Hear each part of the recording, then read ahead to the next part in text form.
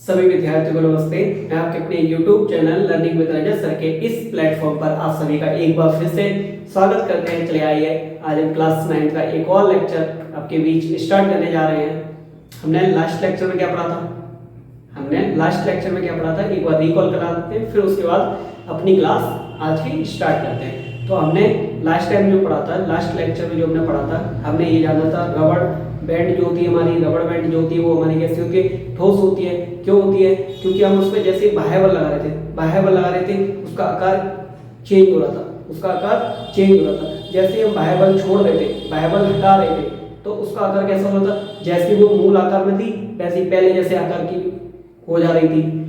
अगर उसी रबड़ पे ज्यादा कस के खींच रहे थे, ज्यादा अधिक बल लगा रहे थे, तो वो क्या हो रही थी? टूट जा रही थी। हमें पता है टुकड़ों में हम किसे तोड़ सकते हैं? ठोस के तोड़ सकते हैं, हमने पॉइंट में पढ़ा था। तो हमने जाना था रबड़ बैंड हमारी कैसी है? ठोस है। फिर हमने स्पंज के बारे में देखा था। स्पंज में बहुत छोटे छोटे से छेद थे, जिस कारण क्या हो रही थी? उसमें बाहर की हवा उसके अंदर समावेश हो रही थी। लेकिन जैसे हमारे द्वारा दबाया जा रहा था, तो वो हवा क्या हो रही थी? बाहर निकले आ रही थी। तो इससे भी हमें पता चला क्या? वो ठोस है। तो हमने रबड़ बैंड जाना था, ठोस होती है, ठोस पदार्थ है। और हमने स्पंज के बारे में भी देखा। फिर हमने चीनी या नमक के दाने क्या है? हमारे ठोस है, ये भी हमने चेक करा था। चाहे हम चीनी के दानों को हाथ पे रखें, चाहे किसी प्लेट में रखें या किसी जार में रखें, उसका आकार चेंज हो रहा था? नहीं। और हम लोग जानते हैं किसका आकार नहीं चेंज होता, मतलब किसका आकार निश्चित होता है? ठोस का। तो हमने इनने देखा था। फिर उसके बाद जस्ट 2 प्रैक्टिकल किए थे। 2 प्रैक्टिकल मैंने किए तो नहीं थे, आपको बोला था, आपने किया भी होगा। ठीक है, आपको बताया था कुछ द्रव ले लेने हैं, उन्हें गिरा के देखना है, बर्तनों में चेंज करके देखना है, यानी कि उनका आकार चेंज हो रहा नहीं हो रहा, ये आपको पता चलेगा।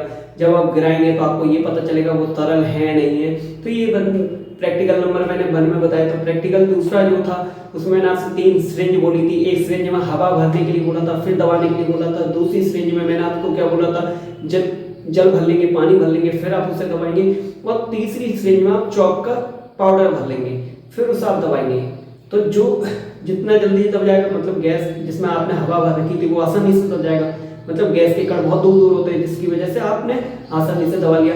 जल थोड़ा मुश्किल से दब रहा था और चौक वाला बड़ा मुश्किल से दबेगा। तो मैंने आपको ये कल दोनों प्रैक्टिकल भी करने के लिए बोले होंगे, आपने सभी ने किए भी होंगे। उसके बाद फिर हमने क्या पढ़ा था? ससंजन बल किसे कहते हैं, असंजन बल किसे कहते हैं। ससंजन बल हमने आपको बताया था, एक ही पदार्थ के दो अणुओं के बीच लगने वाला, एक ही पदार्थ के दो अणुओं के बीच लगने वाला आकर्षण बल ससंजन बल कहलाता है। कल आपको बताया था। यानी कि मान लो जल है, तो जल के दो अणु होंगे, एक ही पदार्थ है जल, उसके दो अणु होंगे जो आपस में क्या कर रहे होंगे? आकर्षण बल लगा रहे होंगे। क्या कहलाएगा? ससंजन बल कहलाएगा। उसके बाद दूसरा हमने क्या बताया था? असंजन बल। असंजन बल क्या बताया था मैंने ये बोला था, दो भिन्न भिन्न, मतलब दो अलग अलग पदार्थों के अणुओं के बीच, दो अलग अलग पदार्थों के अणुओं के बीच लगने वाला आकर्षण बल क्या कहलाएगा? असंजन बल कहलाएगा। इतना कल पढ़ा था, क्लियर है सभी के? एक बार रिवीजन भी किया होगा, एक बार मैंने आपको रिवीजन करा दिया, दिमाग में बैठ गया। अब आ जाते हैं आगे, आज की क्लास स्टार्ट करते हैं। सबसे पहले क्या है? एक इंजेक्शन है, रजत सर का इंजेक्शन देख लेते हैं। क्या इंजेक्शन है? इंजेक्शन में 5 पॉइंट है, 5 पॉइंट है, एक एक करके पढ़ेंगे, समझेंगे अच्छे से। यहाँ से क्वेश्चन बनते हैं, तो इसे सभी लोग ध्यान से लिखेंगे। पहला पॉइंट क्या है? ठोसों में ससंजन बल का मान। अब ससंजन बल कोई डाउट वाला तो नहीं है, सभी के दिमाग में क्लियर। अगर ये सब लिखा मिल जाए तो समझ जाएंगे ससंजन बल मतलब किसकी बात की जा रही है। ठोसों में ससंजन बल का मान बहुत अधिक होता है। ठोसों में ससंजन बल का मान बहुत अधिक होता है, इसीलिए इनका आकार व आयतन दोनों निश्चित रहते हैं।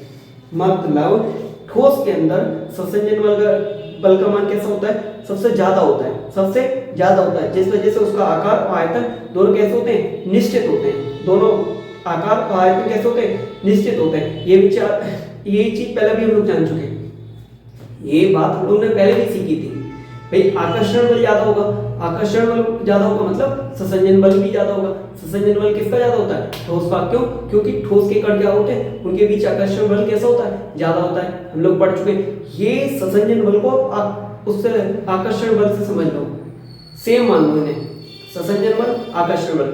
ससंजन बल कहीं भूल जाओ तो आकर्षण बल को याद लेना, सेम मिलता जुलता है, काम करा देगा आपका।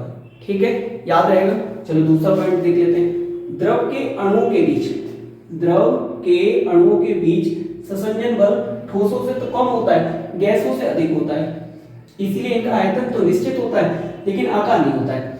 मतलब हमने क्या समझा, जो द्रव में ससंजन बल का मान कैसा होता है, द्रव में ससंजन बल का मान ठोसों से कैसा होता है, कम, ठोसों से कम होता है लेकिन गैस से ज्यादा होता है।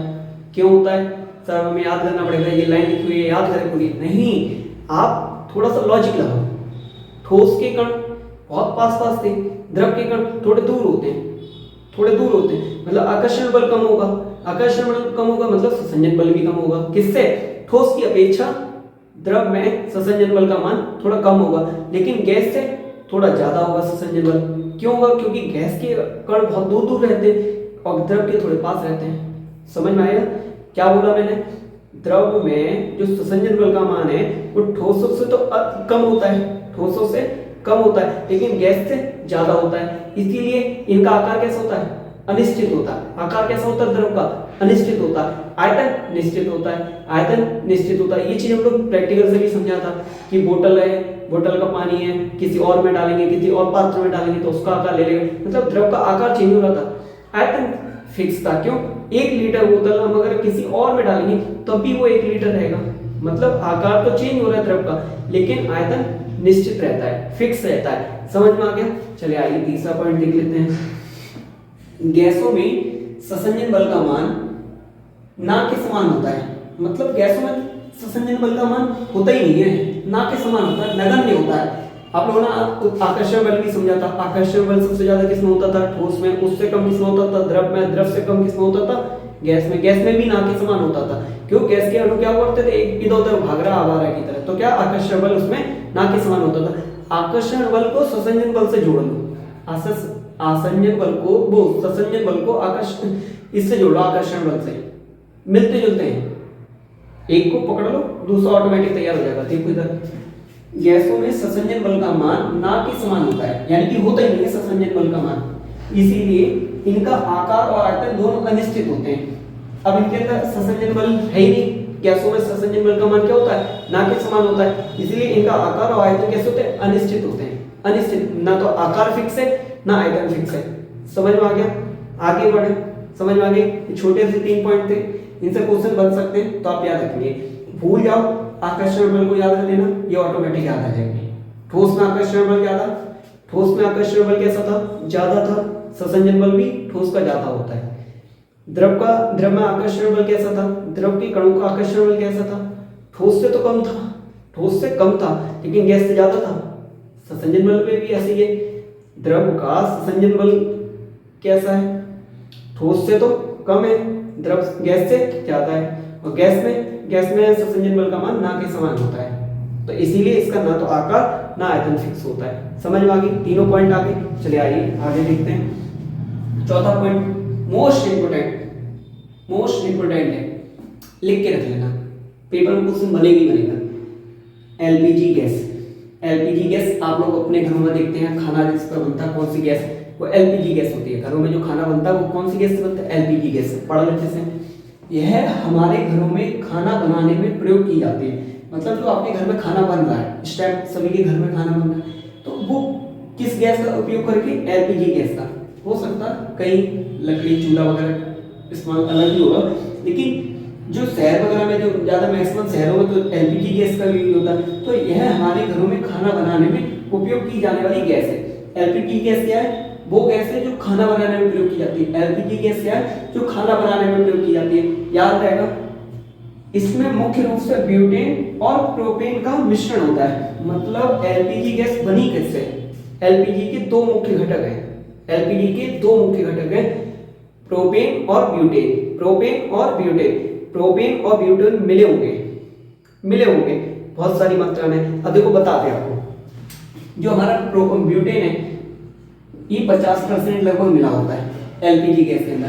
यानी कि एलपीजी गैस कब बनेगी, जब आप 50% उसके अंदर ब्यूटेन डाल देंगे और 48% आप लगभग इसमें प्रोपेन डाल देंगे।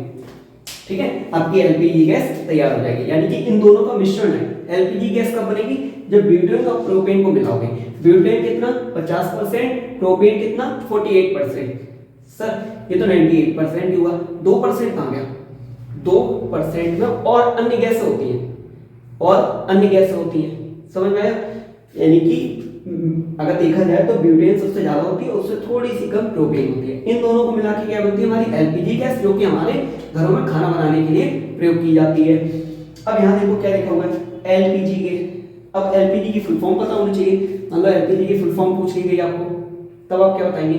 जो 8th क्लास में से साइंस पढ़ चुके हैं वो ये टॉपिक अच्छे से जानते होंगे, उन्हें मैंने बहुत अच्छे से उन्हें कवर करा दिया था।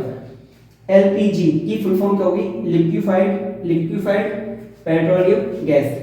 एलपीजी की आज के बाद याद कर लेना, क्योंकि आपके घर में गैस उपलब्ध है, बताओ आपको एलपीजी की फुल फॉर्म नहीं पता है। एलपीजी की फुल फॉर्म क्या होंगे? पापा हम जा रहे हैं एलपीजी गैस लेने जा रहे हैं। अब तुम्हारे दिमाग में ये नहीं पता एलपीजी होती क्या, तो आज के बाद याद रख लेना, अब भूलना नहीं। एलपीजी, एल मतलब लिक्विफाइड, एल मतलब लिक्विफाइड, LIQUEFIED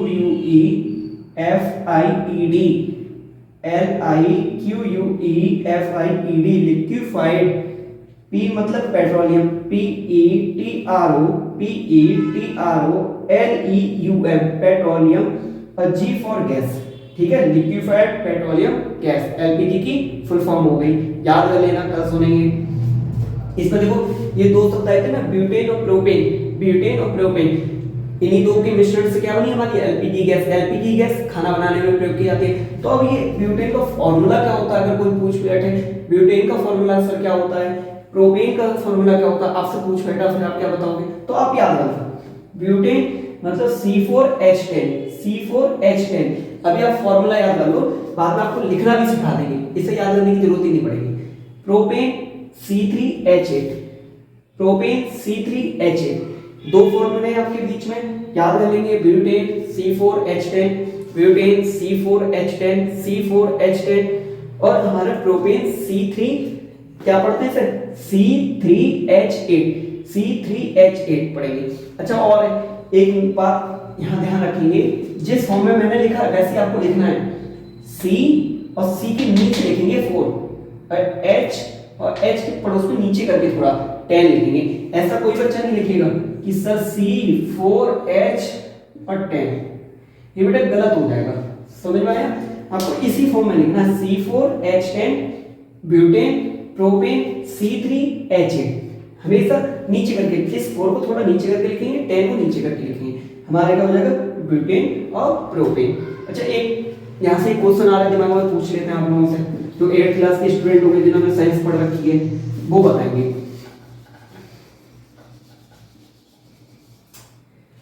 आपने जब आपके घर में कभी कभार आप क्या होते हैं, जल्दबाजी में होते हैं, जो कभी कभार गैस खुली रह जाती है, रेगुलेटर बंद करना भूल जाते हैं, या स्विच ऑन रह जाता है, जल्दी में बंद किया लेकिन पूरी तरह से बंद नहीं हो पाया, लेकिन हमें थोड़ी देर बाद महसूस होता है कि यार कहीं गैस लीक कर रही है, एलपीजी गैस निकल रही है, क्या कारण, कैसे आप पता लगा लेते हैं? आपको एक और बात बता दें, ये जो हमारी एलपीजी गैस होती है ये रंगहीन होती है, रंगहीन होती है, मतलब इसका कोई रंग नहीं होता है। मतलब एलपीजी कैसी होती है? रंगहीन होती है, मतलब इसका कोई रंग नहीं होता है, और गंधहीन होती है, ना तो इसकी कोई गंध होती है। एलपीजी की कोई रंग नहीं होता है, ना इसकी कोई गंध होती है। सर क्या बात कर दी आपने?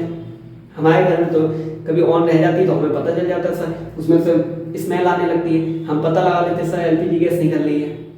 अभी आप कह रहे हैं कि एलपीजी रंगीन होती है, मतलब इसका कोई रंग नहीं होता है, गंधहीन होती है, मतलब इसकी कोई गंध नहीं होती है, तो फिर सिलेंडर में से क्या निकलता है सर?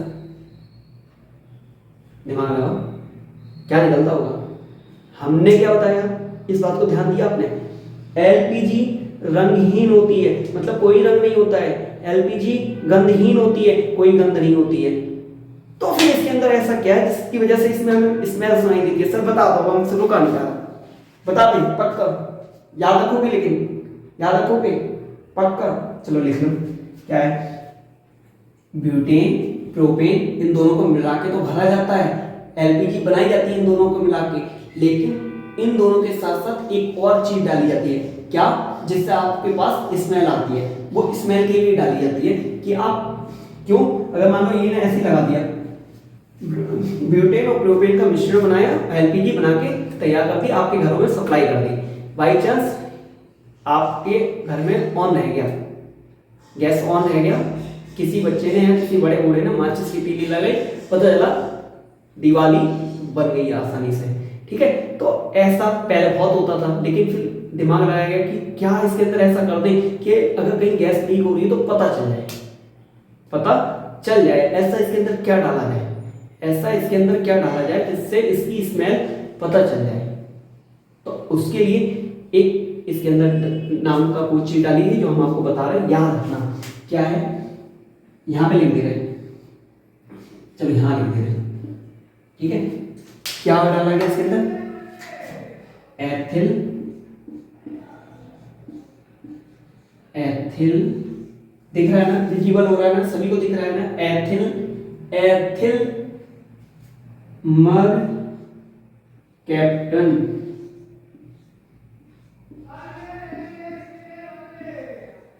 ये हो गया आपका। क्या मैंने बताया, जो स्मेल आती है एलपीजी गैस में, जो स्मेल आती है वो किस कारण आती है, एथिल मर कैप्टन की वजह से। याद रखेंगे, अगर आपसे कोई पूछ ले वह पदार्थ का नाम बताओ जिसकी कारण हम एलपीजी गैस को स्मेल करके बता देते हैं, एलपीजी गैस में स्मेल आने का कारण बताओ, क्वेश्चन कैसे भी पूछा जाए आप बता देना, उसका नाम क्या है, एथिल मर कैप्टन, एथिल मर कैप्टन। याद रखेंगे, एथिल मर कैप्टन, मर गया कैप्टन, मर कैप्टन, मर गया कैप्टन, एथिल मर कैप्टन। याद रहेगा, याद रहेगा, भूलेंगे नहीं। अब कभी गैस आपके घर में ऑन रह जाए तो मम्मी को ये मत बोलना मम्मी एलपीजी गैस लीक कर रही है, मम्मी गैस निकल रही है ना, एथिल मर कैप्टन की स्मेल आ रही है, एथिल मर कैप्टन। आप साइंस पढ़ रहे हैं, किससे पढ़ रहे हैं, हमसे पढ़ रहे हैं, तो उसका व्यवहार में भी तो लाना जरूरी है। पढ़ पढ़ के क्या करोगे, दिमाग में कितना भरोगे, कॉपी पे लिख लिख के कितना करोगे, उसका यूज भी करना है। हम सीख क्यों रहे हैं, हम अपनी लाइफ को अच्छा बनाने के लिए सीख रहे हैं। तो आपका काम क्या है, आपने अगर सीखा है, आपको पता चल गई कि एलपीजी गैस जब खुली रह जाती है, ऑन रह जाती है, तो उसमें से गैस निकलती है, गैस निकलती है तो स्मेल आती है, स्मेल आती है तो किस वजह से आती है, क्या है जो स्मेल हमें दे रहा है, तो क्या उसका नाम क्या है, एथिल मर कैप्टन। याद रखेंगे, एलपीजी जो हमारे घर में खाना बनाने के लिए प्रयोग की जाती है, इसमें किसका मिश्रण होता है, ब्यूटेन और प्रोपेन। ब्यूटेन का फॉर्मूला क्या होता है, C4H10, C4H10। प्रोपेन क्या होता है, C3H8, C3H8। सर ने बताया था इसमें स्मेल आने का कारण क्या है, तो एथिल मर कैप्टन, एथिल मर कैप्टन। याद हो गया सब कुछ। एलपीजी की full form liquefied petroleum gas, liquefied petroleum gas. हो गया सब कुछ, याद हो गया, तुरंत ही तुरंत याद हो जाता है। आप मेरे साथ जुड़े ना, याद करा देते तुरंत ही। अब चलो एक बार देख लो, इससे फिर आगे चलते हैं। चले आइए अपना 5वां पॉइंट देख लेते हैं। इससे पहले 4 देख चुके, 5वां पॉइंट क्या है देख लेते हैं, सीएनजी। अभी हमने किसके बारे में पढ़ा था, एलपीजी गैस के बारे में पढ़ा था। एलपीजी गैस के बारे में कहाँ यूज होती है, किसके मिश्रण से बनता है, क्या क्या फार्मूला होता है, वो सारी चीजें पढ़ी, एलपीजी की फुल फॉर्म पढ़ी, सब कुछ पढ़ा। एलपीजी पढ़ के आ चुके। अब हम किस पे आ गए, अब हम आ गए सीएनजी पे, सीएनजी गैस, ठीक है। ये भी नाम आप लोगों ने कई बार सुना होगा, अब पढ़ लेते हैं इसके बारे में। आजकल वाहनों में ईंधन के रूप में सीएनजी गैस का उपयोग किया जाता है। मतलब क्या हुआ, आजकल जो गाड़ी वगैरह चल रही है उसमें ज्यादातर क्या होती है, सीएनजी गैस का प्रयोग ज्यादा किया जाता है। क्यों ज्यादा किया जाता है, इसका कारण जान लेते हैं। क्योंकि इसकी संपीड़िता का मतलब क्या हुआ, मतलब दबाना, संपीड़िता मतलब दबाना। इसकी संपीड़िता काफी अधिक होने के कारण, मतलब सीएनजी को हम लोग बहुत ज्यादा कम दबा सकते हैं, एलपीजी से भी ज्यादा दबा सकते हैं, कंप्रेस कर सकते हैं, मतलब बहुत ज्यादा दबा सकते हैं। संपीड़िता कैसी है, ज्यादा है सीएनजी की, मतलब सीएनजी को बहुत ज्यादा दबा सकते हैं। इसीलिए हम लोग क्या कर रहे हैं, वाहनों में आजकल प्रयोग कर रहे हैं। पूरा पढ़ लेते हैं। क्योंकि इसकी संपीड़िता काफी अधिक होने के कारण, मतलब बहुत ज्यादा इसे दबाया जा सकता है।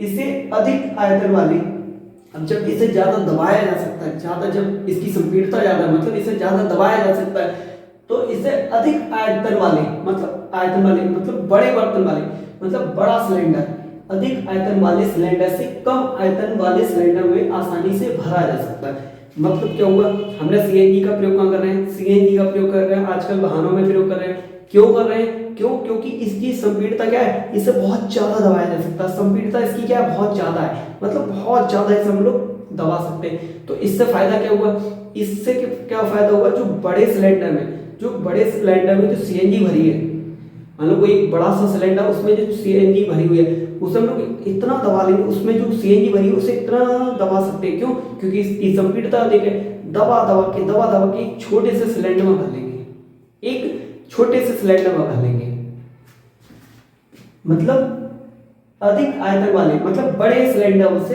कम आयतन वाले, मतलब छोटे सिलेंडर में आसानी से भरा जा सकता है। मतलब हमने बड़े सिलेंडर वाली जो सीएनजी थी उसे क्या किया, दबा दबा के छोटे सिलेंडर में भर लिया, एवं आसानी से, अब ऐसा करने में हुआ क्या, आसानी से एक स्थान से दूसरे स्थान पर ले जा सकते हैं। जहां हमें क्या पहले बड़ा सिलेंडर लेके जाना पड़ रहा था, अब हमें क्या आसानी होगी, क्या हम उस छोटे सिलेंडर, गैस उतनी थी, गैस अब मेरे पास उतनी है, लेकिन मैंने क्या किया, उसे इतना दबाया, उसकी संपीड़ितता इतनी दबा के कम कर ली कि हम उस बड़े सिलेंडर वाली गैस को छोटे से सिलेंडर में डालकर कहीं भी ले जा सकते हैं। अब वजन भी हल्का हो गया। समझ में आई ये चीज? यानी कि सीएनजी का हम लोग वाहनों में प्रयोग क्यों कर रहे हैं, क्योंकि इसकी संपीड़ितता ज्यादा है, इसकी संपीड़ितता ज्यादा है। संपीड़ितता ज्यादा होने से क्या होगा, इसे बहुत दबाया जा सकता है। दबाने से क्या होगा, बड़ा जो सिलेंडर है, बड़े सिलेंडर में जो सीएनजी भरी होगी उसे दबा के आप छोटे सिलेंडर में भर सकते हो। छोटे सिलेंडर में भर लिए, अब छोटा सिलेंडर क्या है, कहीं भी ले जा सकते हो, कहीं भी इधर से उधर कहीं भी ले जा सकते हो। आपकी गाड़ी में वजन कम होगा, तो ये फायदा होगा सीएनजी का। इसीलिए हम लोग सीएनजी का उपयोग करते हैं। आपकी बुक में एक क्वेश्चन भी है, दिल्ली में आजकल वाहनों के रूप में किस गैस का प्रयोग किया जाता है, तो आप वहां बता सकते हैं, आंसर क्या हमारा आएगा, सीएनजी गैस। समझ में आ गया सीएनजी गैस? आ जाओ आगे देख लेते हैं। सीएनजी की फुल फॉर्म अभी हमने एलपीजी की पढ़ी थी, liquefied petroleum gas, liquefied petroleum gas पढ़ी थी ना एलपीजी की। अब सीएनजी की पढ़ लेते हैं। C for compressed, C for compressed, compressed माने दबाया जा सकता है, कंप्रेस्ड मतलब दबाना, नेचुरल गैस। तो सीएनजी की फुल फॉर्म क्या होगी, कंप्रेस्ड नेचुरल गैस, COM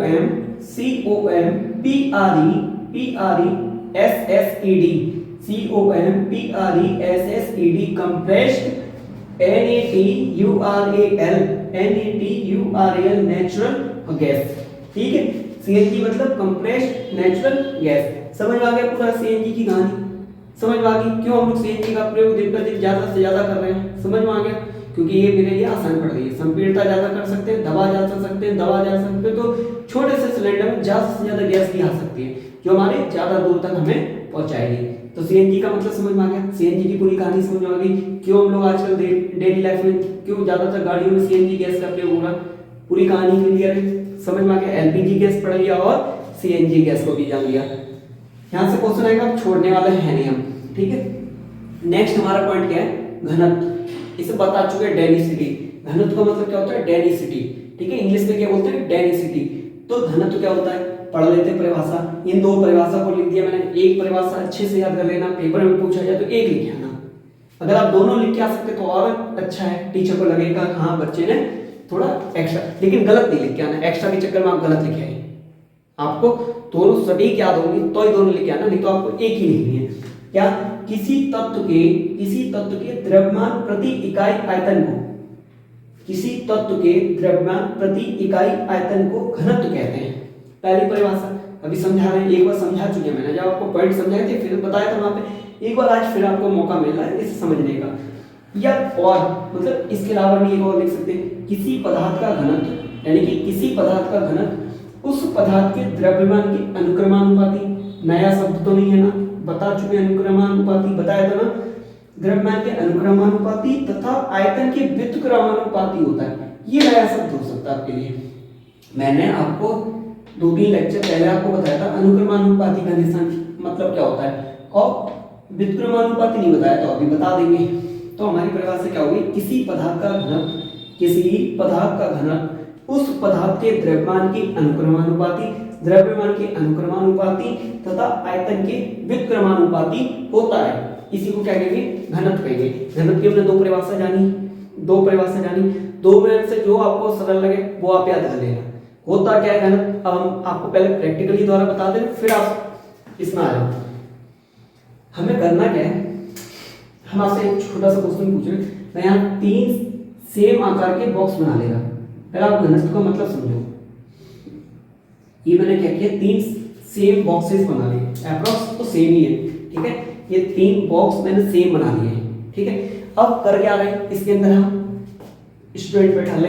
मैंने इसके अंदर 15 स्टूडेंट बैठा लिए, सेम है, सबका साइज सेम है, यानी कि 3 कमरे मान लोगे, कमरा नंबर 1, कमरा नंबर 2 और कमरा नंबर 3।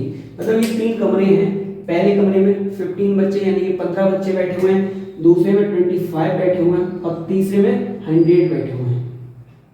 कमरे का साइज सेम है, तीनों कमरे बराबर के, यानी कि जितना बड़ा कमरा ये, उतना बड़ा कमरा ये, उतना बड़ा ये, यानी तीनों कमरे कैसे सेम साइज के, सब में जगह बराबर है। लेकिन पहले वाले कमरे में 15 बच्चे बैठे हैं, दूसरे वाले में 25 बच्चे बैठे हुए हैं और तीसरे वाले में 100 बच्चे बैठे हुए हैं। अगर हम आपसे पूछे घनत्व किसका सबसे ज्यादा है, इन तीनों कमरों में घनत्व किसका सबसे ज्यादा है, तो आप कहोगे सर हमें पता ही नहीं है। हम बता रहे हैं ना, सबसे ज्यादा घनत्व किसका है, किसका, तीसरे कमरे का। आप कहोगे सर बच्चे ज्यादा होते हैं इसलिए, बच्चे ज्यादा हैं सर इसीलिए आपने बता दिया।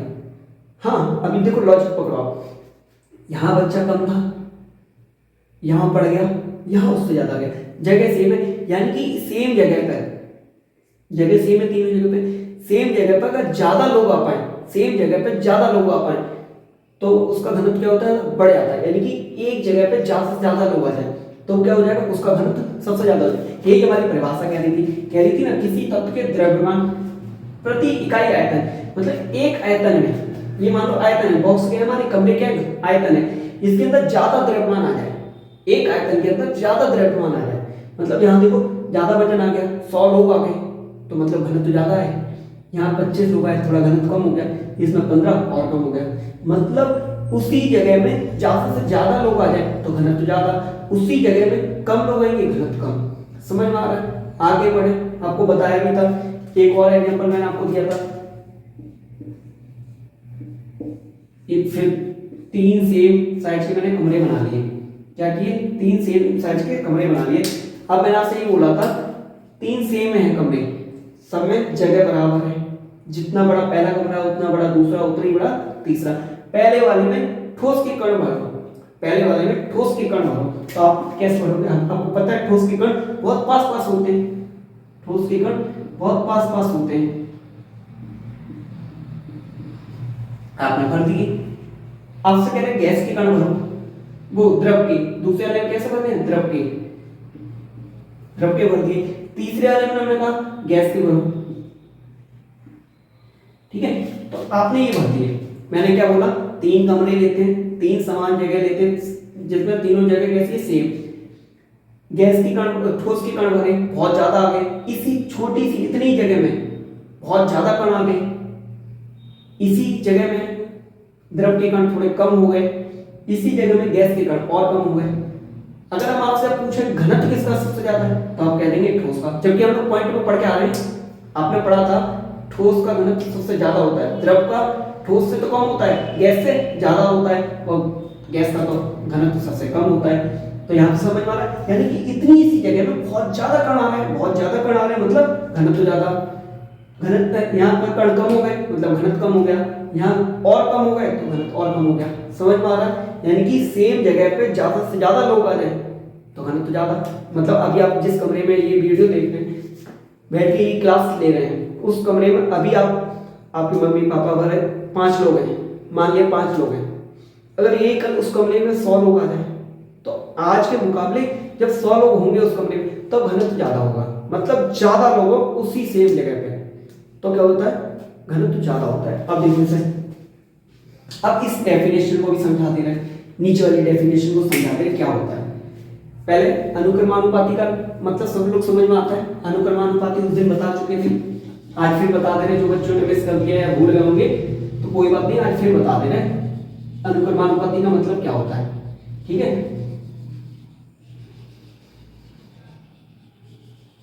देखो अनुक्रमानुपाती होता क्या है, आपको करना क्या है, जैसे मैंने आपसे ये कह दिया, यहां पे आपके लिख ले रहे अंक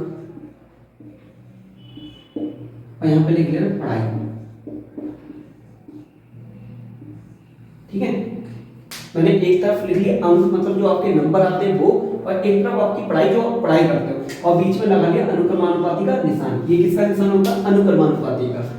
अब क्या होता है, अनुक्रमानुपाती का एक नियम होता है। क्या नियम होता है कि एक बढ़ेगा तो दूसरा भी बढ़ेगा, अगर एक बढ़ेगा तो दूसरा भी बढ़ेगा, एक घटेगा तो दूसरा भी घटेगा। मतलब सर आपने क्या कह दिया, अगर आप पढ़ाई ज्यादा करोगे, आप पढ़ाई ज्यादा करोगे, आपके नंबर ज्यादा आएंगे। आप पढ़ाई ज्यादा करोगे, ज्यादा से ज्यादा पढ़ोगे तो ज्यादा से ज्यादा नंबर आएंगे। यही आप अगर पढ़ाई कम करोगे, पढ़ाई आपने नहीं करी, कम करी, तो नंबर भी कैसे आएंगे? कम। मतलब एक बढ़ रहा है तो दूसरा भी बढ़ रहा है, दूसरा घट रहा है तो पहला भी घट रहा है। समझ में आया? आपने पढ़ाई ज्यादा से ज्यादा की तो नंबर भी ज्यादा आ रहे हैं, लेकिन आपने पढ़ाई कम की है तो नंबर भी कम आ रहे हैं। ये होता है अनुक्रमानुपाती का मतलब। अनुक्रमानुपाती का मतलब समझ में आ गया? आगे बढ़े, एक और होता है व्युत्क्रमानुपाती, ये लिखा हुआ है। ये अनुक्रमानुपाती उस दिन बता दिया था, लेकिन नहीं भूल रहे होगे तो बता दिया। व्युत्क्रमानुपाती कैसा होता है आप समझिएगा।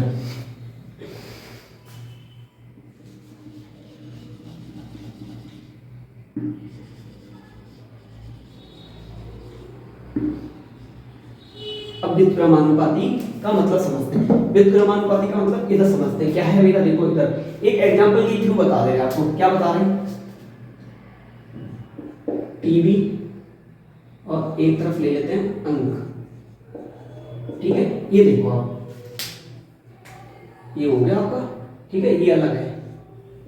ये देखो आप, मैंने एक तरफ टीवी लिख लिया। टीवी व्युत्क्रमानुपाती है किसके? अंक के, ठीक है। आपने एक चीज नोटिस करी, अभी हमने अनुक्रमानुपाती समझाया था तो सामने सामने लिखा था, लेकिन इसमें अपॉन में करके लिख रहे हैं। सर निशान तो सेम ही है, आपने यहाँ पे भी जो निशान लगाया था वो अनुक्रमानुपाती का था, ये भी तो सेम निशान है, तो इसे व्युत्क्रमानुपाती कैसे बोलेंगे? हमें कब पता चलेगा सर कब अनुक्रमानुपाती बोलना है, कब व्युत्क्रमानुपाती बोलना है? निशान तो दोनों सेम है। सीधी सी बात है, आपकी लॉजिक वाली बात है। सर निशान दोनों के सेम दिख रहे हैं, सर ये निशान तो सेम ही दिख रहा है, ये भी सेम दिख रहा है, लेकिन हमें कब पता चलेगा ये अनुक्रमानुपाती है, ये व्युत्क्रमानुपाती है? एक मिनट, कहाँ भागे रहे? यही तो हूं मैं, बता रहा, सुनते हैं, दिमाग में आज क्लियर हो जाए। अनुक्रमानुपाती का मतलब समझ में आ गया? पहले ये बता, अनुक्रमानुपाती का मतलब समझ में आ गया? एक बढ़ेगा दूसरा बढ़ेगा, एक घटेगा दूसरा घटेगा। क्लियर? सच में आ जाओ, फिर क्या है बता देते हैं। व्युत्क्रमानुपाती कब बोलेंगे? जब निशान तो यही लगा रहेगा, लेकिन यहाँ अपॉन में लिखा हो, वहां सामने सामने लिखा था। पढ़ाई अंक पढ़ाई सामने सामने लिखे थे, यहाँ अपॉन में लिखा हुआ 1 अपॉन अंक, नीचे लिखा होगा, हर में लिखा होगा। समझ में आया? मतलब आप टीवी देखोगे ज्यादा से ज्यादा, आपने टीवी ज्यादा देखी, आपने फिल्म पिक्चर ज्यादा देखी, नाटक ज्यादा देखी, तो आपके नंबर कम आएंगे। मतलब आपने यूट्यूब ज्यादा देखा, आपने रील्स ज्यादा देखी, तो आपके नंबर कम आएंगे। समझ में आया? यहाँ उल्टा होता है, अनुक्रमानुपाती में सीधा होता है। अनुक्रमानुपाती में क्या होता है? सीधा, मतलब एक बढ़ रहा है तो दूसरा भी बढ़ेगा, एक घटेगा तो दूसरा भी घटेगा। लेकिन इसमें उल्टा होता है। इसमें अगर आपने टीवी देखी ज्यादा, यूट्यूब ज्यादा देखा, रील्स ज्यादा देखी, तो नंबर कम आएंगे। एक ज्यादा हो रहा है, आपने रील्स ज्यादा देखी, नंबर कम, रील्स ज्यादा, नंबर कम, नंबर ज्यादा आ रहे हैं तो इसका मतलब रील्स आपने कम देखी होंगी। नंबर कम आ रहे हैं तो रील्स ज्यादा देखी होंगी, नंबर कम आ रहे हैं तो रील्स ज्यादा देखी होंगी। अगर रील्स कम देखिए, इंस्टाग्राम कम चलाया, फेसबुक कम चलाया, व्हाट्सएप कम चलाया, तो अंक आपके ज्यादा आएंगे, मतलब यहाँ पे उल्टा होता है। अगर एक बढ़ेगा तो दूसरा घटेगा, दूसरा बढ़ेगा तो पहला घटेगा। समझ में आ रहा है? दोनों में अंतर समझ में आ गया? व्युत्क्रमानुपाती पहचान लेंगे। चला आइए अब अपनी लाइन पढ़ लेते हैं। अब देखो घनत्व का फॉर्मूला होता है, घनत्व को डी से लिखते हैं क्योंकि इंग्लिश में होते हैं डेनिसिटी, डेनी का डी निकाल लिया। घनत्व बराबर होता है द्रव्यमान बटे आयतन। घनत्व का फॉर्मूला क्या हो गया? द्रव्यमान बटे आयतन। द्रव्यमान को m लिखते हैं, मास, द्रव्यमान मतलब मास, और आयतन मतलब वॉल्यूम, मतलब m/v, d बराबर m/v, मतलब घनत्व बराबर द्रव्यमान बटे आयतन। ये हमारा क्या हो गया? फॉर्मूला हो गया। इसी को हम क्या कर रहे हैं? तोड़ के लिख रहे हैं। इसे क्या कर रहे हैं? तोड़ के लिख रहे हैं। क्या लिखा मैंने? घनत्व बराबर में क्या है? हम लोगों ने अभी देखा था अनुक्रमानुपाती में क्या होता है? बराबर में लिखते हैं। तो घनत्व अनुक्रमानुपाती है द्रव्यमान के, तो घनत्व अनुक्रमानुपाती है द्रव्यमान की। इसी से लिखा फॉर्मूले से, कहीं अलग से नहीं लिख रहा है। घनत्व अनुक्रमानुपाती है द्रव्यमान की, क्योंकि इसके सामने आ जाएगा, ये तो नीचे अपॉन में, ये सामने सामने है ना, तो सामने करके था लिख दिए। घनत्व अनुक्रमानुपाती है द्रव्यमान के। यहाँ देखो ये नीचे आयतन, तो ऊपर से द्रव्यमान जब हटा दिया, ऊपर से द्रव्यमान जब हटा दिया तो ऊपर क्या बचा 1, तो घनत्व बराबर 1 अपॉन आयतन। घनत्व 1 अपॉन आयतन आ गया था, ये निशान लगा, ये व्युत्क्रमानुपाती हो गया। सर कैसे पहचाने अनुक्रमानुपाती है? ये अनुक्रमानुपाती है क्यों? क्योंकि यहाँ सामने सामने लिखे घनत्व द्रव्यमान, घनत्व द्रव्यमान, ये व्युत्क्रमानुपाती है। क्यों? घनत्व व्युत्क्रमानुपाती 1 अपॉन आयतन, 1 अपॉन आयतन। पहचानेंगे व्युत्क्रमानुपाती कब है, अनुक्रमानुपाती कब है, पहचान लेंगे ना, कोई डाउट? No doubt. चलिए आइए, अब इनसे डेफिनेशन बना रहे हैं। सुनना क्या है, किसी पदार्थ का घनत्व, किसी पदार्थ का घनत्व उस पदार्थ के द्रव्यमान के अनुक्रमानुपाती, यानी कि कोई पदार्थ है उसका घनत्व हमने बताना है। किसी पदार्थ का घनत्व उस पदार्थ के द्रव्यमान के अनुक्रमानुपाती, द्रव्यमान के अनुक्रमानुपाती तथा आयतन के व्युत्क्रमानुपाती, आयतन के व्युत्क्रमानुपाती। ये हो गया द्रव्यमान के अनुक्रमानुपाती, आयतन के व्युत्क्रमानुपाती, द्रव्यमान के अनुक्रमानुपाती, आयतन के व्युत्क्रमानुपाती होता है। समझ में आ गया? किसी पदार्थ का घनत्व उस पदार्थ के द्रव्यमान के, उस पदार्थ के द्रव्यमान के अनुक्रमानुपाती तथा आयतन के व्युत्क्रमानुपाती होता है। ठीक है, घनत्व अनुक्रमानुपाती द्रव्यमान, मतलब घनत्व बढ़ेगा, घनत्व बढ़ेगा तो द्रव्यमान भी बढ़ेगा। द्रव्यमान बढ़ रहा है, द्रव्यमान बढ़ रहा है मतलब वजन बढ़ रहा है, वजन बढ़ रहा है तो उसका घनत्व भी बढ़ेगा। द्रव्यमान बढ़ेगा मतलब द्रव्यमान बढ़ेगा तो क्या होगा, घनत्व भी बढ़ेगा। अभी हम लोगों ने देखो यहाँ देखा था, यहाँ क्या होगा, 15 लोग थे, वजन थोड़ा कम है, 25 लोग हैं, 100 लोग हैं, 100 लोगों का द्रव्यमान ज्यादा होगा। क्या करें, द्रव्यमान ज्यादा घनत्व ज्यादा। यहाँ पे 100 लोगों का है, 100 लोग हैं मतलब द्रव्यमान ज्यादा होगा, द्रव्यमान ज्यादा है तो घनत्व ज्यादा होगा, द्रव्यमान ज्यादा तो घनत्व ज्यादा। तो इस बॉक्स में क्या होगा था, इसमें वजन ज्यादा है, 100 लोग हैं, 100 लोगों का द्रव्यमान ज्यादा, द्रव्यमान ज्यादा है तो घनत्व भी ज्यादा है। समझ में आ रहा था ना?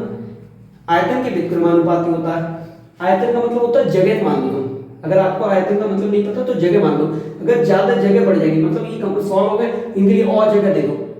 अब जगह भी तो बढ़ गई, लोग उतने ही लेकिन जगह बढ़ गई, और जगह बढ़ गई मतलब आयतन बढ़ गया, आयतन बढ़ गया तो घनत्व कैसा हो जाएगा, कम। आयतन बढ़ेगा तो घनत्व क्या हो जाएगा हमारा, आयतन बढ़ा तो घनत्व हमारा क्या हो जाएगा, कम। घनत्व बढ़ रहा तो समझ जाना आयतन कम हो रहा है। समझ में आ रहा है चीज? दोनों क्लियर हो गए? कोई डाउट? कोई डाउट नहीं होना चाहिए। एक एग्जांपल देख लेते हैं। 1 केजी रुई का घनत्व, 1 केजी रुई का घनत्व, 1 केजी लोहे का घनत्व, ये दोनों है देखने। 1 केजी रुई का घनत्व, 1 केजी लोहे का घनत्व, किसका ज्यादा होगा घनत्व, 1 केजी लोहे का। मतलब आपने एक हाथ में 1 केजी लोहा ले रखा है, मतलब जो बाट आता है जिससे आप तौलते वगैरह, मार्केट जाते हो केला वगैरह सेब वगैरह लेने तो वो तौलते देखा आपने, तराजू पर रखते हैं 1 केजी का बाट। 1 केजी का बाट रख लो मतलब 1 केजी का लोहा रख लो, 1 केजी रुई ले लो। रुई तो बहुत ज्यादा होगी, बहुत ज्यादा आयतन होगा उसका, है ना, बहुत ज्यादा आयतन होगा रुई का। तो क्या होगा, किसका घनत्व सबसे ज्यादा होगा, किसका घनत्व सबसे ज्यादा, लोहे का। लोहे का, दोनों का सेम द्रव्यमान सेम है। अब देखो यहाँ से इन दोनों से समझा रहे हैं, इन दोनों से समझो। द्रव्यमान पहले नियम लग रहा है, दोनों में कोई कोई नियम लग जाएगा आपका। द्रव्यमान देखो इसमें लग रहा है सर, दोनों तरफ 1 केजी है, यहाँ भी 1 केजी है, यहाँ भी 1 केजी है। अगर हम यहाँ 1 केजी होता, यहाँ 2 केजी होता, हम पहचान लेते सर द्रव्यमान ज्यादा है तो घनत्व भी ज्यादा होगा, द्रव्यमान ज्यादा है घनत्व भी ज्यादा होगा। लेकिन इस केस में क्या होगा, द्रव्यमान तो जो दोनों तरफ सेम है सर, इधर भी 1 केजी है, इधर भी 1 केजी है। अब हम कैसे पहचाने सर, आपने ये बोला था द्रव्यमान ज्यादा होगा तो घनत्व भी ज्यादा होगा, द्रव्यमान ज्यादा होगा तो घनत्व भी ज्यादा होगा। लेकिन इस केस में तो सर दोनों तरफ 1 केजी आ रहा है, इधर भी द्रव्यमान 1 केजी है, इधर भी 1 केजी है, दोनों तरफ बैलेंस में है, दोनों तरफ द्रव्यमान कैसा है, समान है। तो अब सर कैसे पहचाने, हाँ पहचानो, आयतन से पहचानेंगे। आयतन से, आयतन ज्यादा होगा घनत्व कम होगा, क्योंकि ये कैसे होते हैं, व्युत्क्रमानुपाती होते हैं। घनत्व व्युत्क्रमानुपाती होता है आयतन का, मतलब आयतन ज्यादा होगा, आयतन ज्यादा होगा तो घनत्व कम हो जाएगा, आयतन ज्यादा होगा तो घनत्व कम हो जाएगा। ठीक है, अब यहां देखो द्रव्यमान से तो मतलब नहीं है, अब आप खुद ही कॉमन सेंस लगाओ। 1 केजी लोहा बहुत छोटी सी जगह में आ जाएगा, बहुत छोटी सी जगह में आपके हाथ में आ जाएगा 1 केजी लोहा। बाट होता है ना 1 केजी का बाट, देखो अपने हाथ में रख लेते होगे, लेकिन 1 केजी रुई को पकड़ लोगे आप, 1 केजी रुई बहुत ज्यादा हो गई, मतलब बहुत ज्यादा जगह हो गई, मतलब बहुत ज्यादा आयतन हो गया। मतलब आयतन कैसा हो गया, ज्यादा। और लोहे का आयतन बहुत छोटा है, जिससे आपने हाथ में रख लिया, आप ऐसे हाथ में पकड़ लोगे, लेकिन रुई 1 केजी नहीं पकड़ पाओगे क्योंकि उसका आयतन बड़ा हो गया। हमने आपको बताया आयतन ज्यादा घनत्व कम, आयतन ज्यादा घनत्व कम, ठीक है।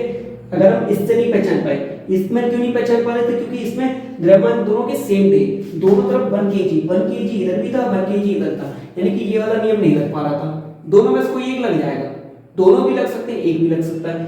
तो ये वाला नहीं लग रहा था, हमने इस वाले से निकाल दिया। क्या हमने ये देखा आयतन किसका ज्यादा है, वही 1 केजी लोहा, आयतन छोटा होगा, हाथ में आ जाएगा।